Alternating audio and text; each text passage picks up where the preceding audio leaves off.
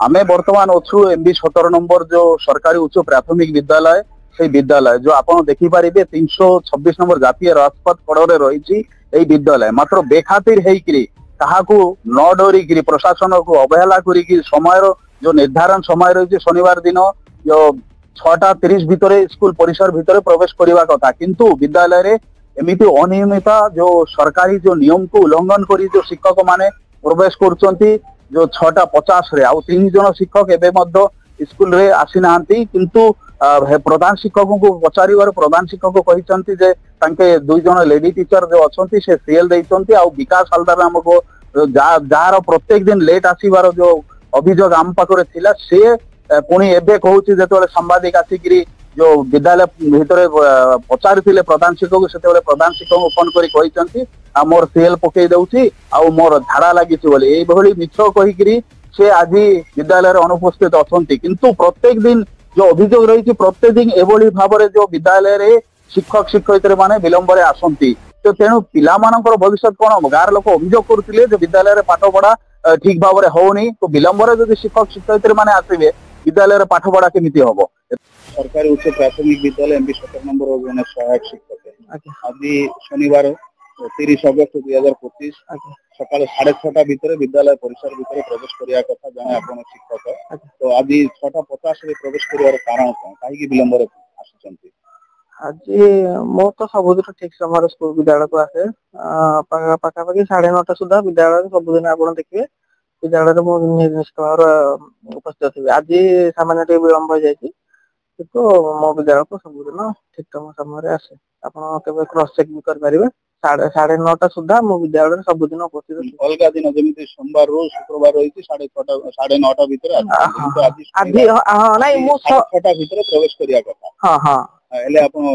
20 minute late आछंती 6:50 रे आछंती हम camera रे क्या हाँ आज विलंब हो माने स्वीकार करती से कथा आज विलंब हो बोली किंतु आपण केबे भी देखि परिबे मोर साधारणतः केबे विलंब हुए नै मु शनिवार कहंतु सोमवार कहंतु माने सोमवार रु शनिवार कहंतु सदाबेले ठीक टाइम रे विद्यालय सरकारी उच्च प्राथमिक विद्यालय एमबी 17 नंबर रो शिक्षयित्री आपण आज 6:50 रे स्कूल परिसर भितर प्रवेश करछंती जो कि 6:30 भितर प्रवेश करिया कथा कोन रही कारण काई कि विलंब रे 6:30 से हेइनी केते टाइम पड़े सुता मोर 6:40 भितर मो प्रवेश करली मोर टिके वंटा पेन होची से मेडिसिन टे खाई के आसियार मो टिके लेट हिला उठिया ही परु सब दिन विलंब रे आसुचंती नाही मो केबे विलंब रे आसीनी 50 मीटर भीतर रहउचंती ना मो केबे विलंब रे स्कूल आसेनी आ स्कूल प्राय आसी स्कूल खोले सब दिन समस्त करे विलंब हेबार मो टिके ठिया ही पारुनी मोर मिछ कहले होबो ना हम कैमरा रे क्या देइती केते बेले आपण स्कूल भीतर प्रवेश करछंती ता टाइम सहित आपनकर वीडियो आइती नहीं मोर वंटा टिके मु ठिया ही पारुनी थी मोर वंटा पेन से मेडिसिन खाई के आसियार टिके मोर टिके लेट हैला ठिया ही पारुनी थी मो वंटा हाथ दे के ठिया ही परुची सर आज शनिवार 30 अगस्त 2025 जो एमबी 17 नंबर सरकारी उच्च प्राथमिक विद्यालय आपण प्रधान शिक्षक अछंती तो आपण आसीचंती हम कैमरा रे क्या देई 6:50 रे विलंब होबार कारण को तो एक्चुअली 6:50 नहीं एटा 6:40 पहुंचली म 10 मिनिट लेट हला नहीं हम कैमरा रे क्या देई टाइम तो 6:40 से पहुंचली काहे कारण मते 2-3टा कॉल आस्तेला मझिरे गार्डियन माने फोन कले आज स्कूल ता हबो कि नहीं कारण 2 दिन पिछला 3 दिन छुट्टी थिला